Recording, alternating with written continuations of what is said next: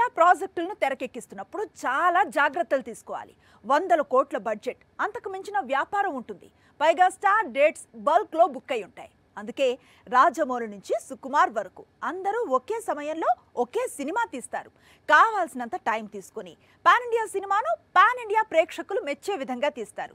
కానీ శంకర్ ఒకేసారి 3 pan India సినిమాలు తీసి తప్పు చేశాడా? శంకర్ కెరీర్ లో బిగ్గెస్ట్ బ్లాక్ బస్టర్స్ అన్ని అతను టైం తీసుకుని తెరకెక్కించినప్పుడే వచ్చాయి. 93లో జెంటిల్మెన్ తీస్తే 94లో ప్రేమికుడు విడుదల చేశాడు. మళ్ళీ 2 ఏళ్లు గ్యాప్ తీసుకుని భారతీయుడు లాంటి బ్లాక్ బస్టర్ ను తీసుకొచ్చాడు. భారతీయుడు వచ్చిన 2 ఏళ్లకు జీన్స్ వచ్చింది.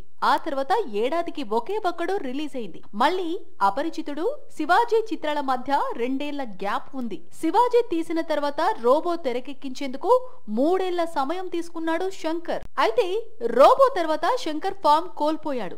బాగా టైం తీసుకుని తెరకెక్కించిన ఐ డిసప్పాయింట్ చేసింది. ఇంకా టైం తీసుకుని తీసిన 2.0 కూడా నిరుత్సాహపరిచింది.